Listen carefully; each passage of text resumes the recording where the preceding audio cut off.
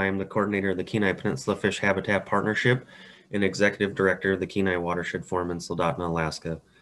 I have been in both roles since 2018, and prior to that, I was the water quality and GIS project manager for the Kenai Watershed Forum for 7 years. Over that same time, I assisted my then supervisor and our partnership's first coordinator, Robert Ruffner, during the formative years of our partnership and held a seat on the steering committee as a representative of the local chapter of Trout Unlimited. Our partnership was recognized in 2010, but we have much deeper community roots than that. Our sponsoring agent, the Kenai Watershed Forum, was founded by a group of concerned citizens in 1997 with the mission of working together for healthy watersheds on the Kenai Peninsula. Almost 25 years later, we are a regional leader in watershed research, restoration, and education, and are respected statewide for our non-allocative and non-adversarial approach to conservation. We currently have 7 full-time staff members and anywhere between 3 to 7 seasonal staff, all of which play a role in helping to administer the partnership at some point in its life cycle. Where do we get to do this amazing work?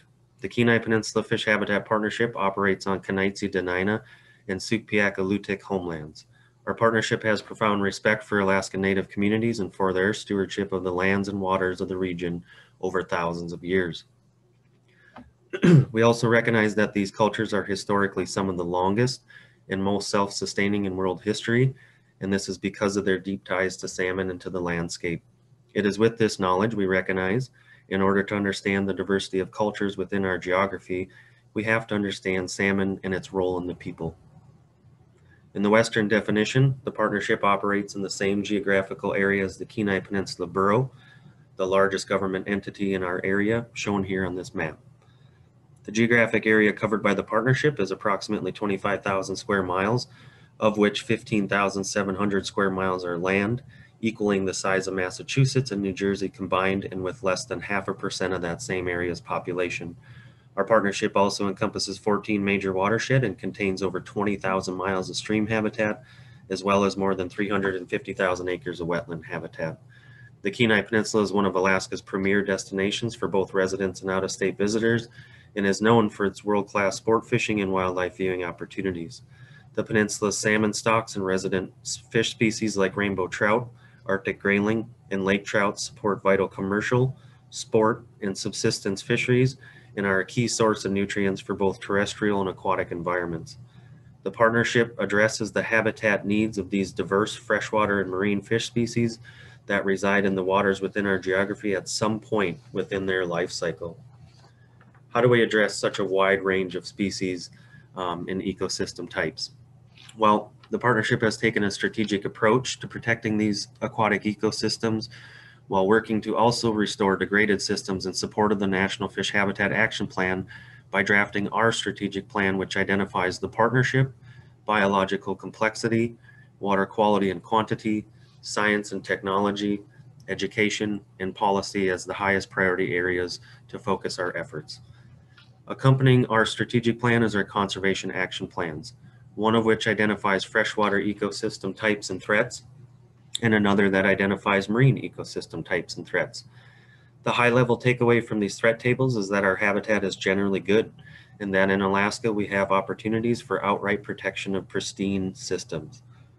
What this also showed us, not surprisingly, is that we are not immune to the plight of other salmon cultures, and that our most threatened ecological systems and the threats they face largely coincide with anthropogenic influences and development patterns.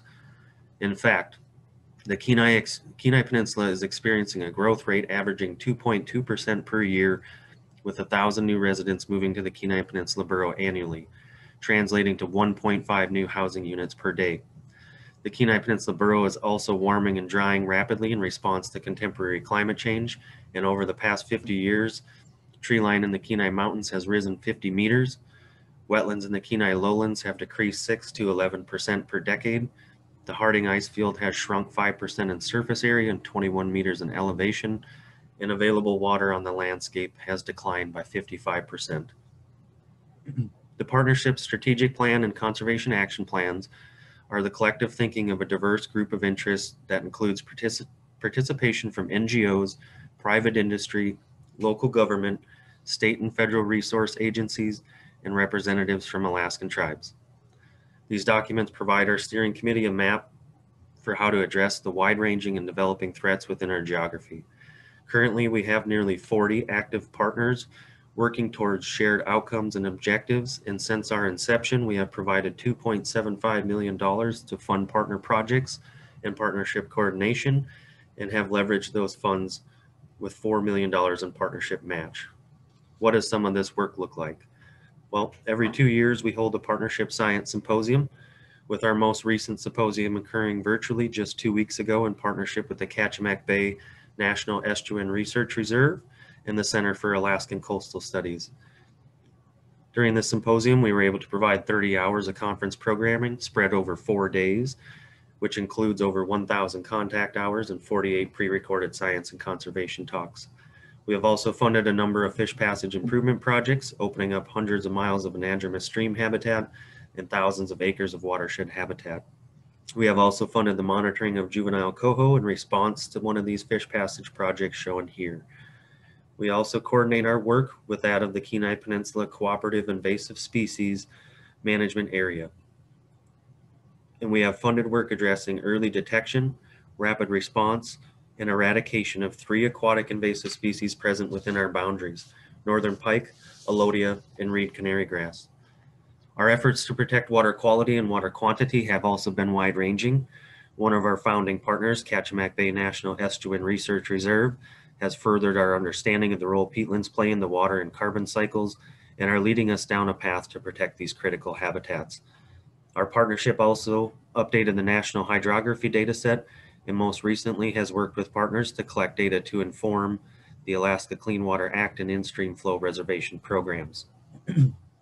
Another one of our founding partners, Cook Inlet Keeper, has been monitoring stream temperatures in Cook Inlet for over 20 years and with partnership support for part of that time.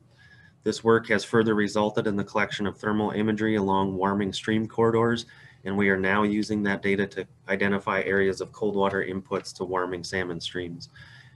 We are working with Kachemak Heritage Land Trust, yet another founding partner, to outreach to landowners to express the importance of these habitats and to garner voluntary conservation of these areas.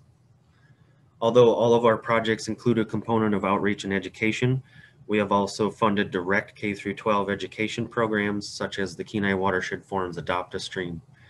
Adopt a Stream was first established in the 90s and is currently operating in 10 to 15 schools, resulting in 500 to 700 student contact hours per month. Although we are non-political, our partnership also works so that our knowledge is accessible and available to governing bodies and managers within our geography. Most recently, I was able to be a member of the Kenai Peninsula Borough Anadromous Waters Habitat Protection Working Group to review the borough's 50-foot habitat ordinance in place since 1996 to provide protection to anadromous waters. Finally, one specific project highlight. A nationally award-winning effort, the Kenai Peninsula Stream Watch is a grassroots volunteer program established in 1994. Since that time, Stream Watch has grown from only a handful of people to over 70 active volunteers who work at some of the most high-use recreational fishing areas found within Alaska. The Stream Watch program is co-administered by the Kenai Watershed Forum and Chugach National Forest, and the program is guided by a steering committee which includes agency partners from U.S. Fish and Wildlife Service, State of Alaska, and municipal governments, all of which manage high-use fishing sites within the partnership boundary. Stream Watch supports the common interests of these managing agencies while meeting recreational users on the ground to provide education, stewardship, and a positive experience for water users. The program includes over 15 active funding partners and has been the longest running funded effort of the partnership since our inception. Since that time, partnership dollars have supported Stream Watch to support almost 636 volunteers, which have provided nearly 13,500 volunteer hours, resulting in almost 35,000 public contacts. We consider those contacts education and outreach. These volunteers have also picked up nearly 29,000 pounds of trash and 750 pounds of fishing line, which is then recycled. Since we started counting such a thing, we've also collected over 14,000 cigarette butts and properly disposed of those. We want to thank Stream Watch, and I want to thank you for listening to me today talking about the Kenai Peninsula Fish Habitat Partnership. You can reach me at any of these contacts here. I appreciate your time and I look forward to hearing from you. Thank you.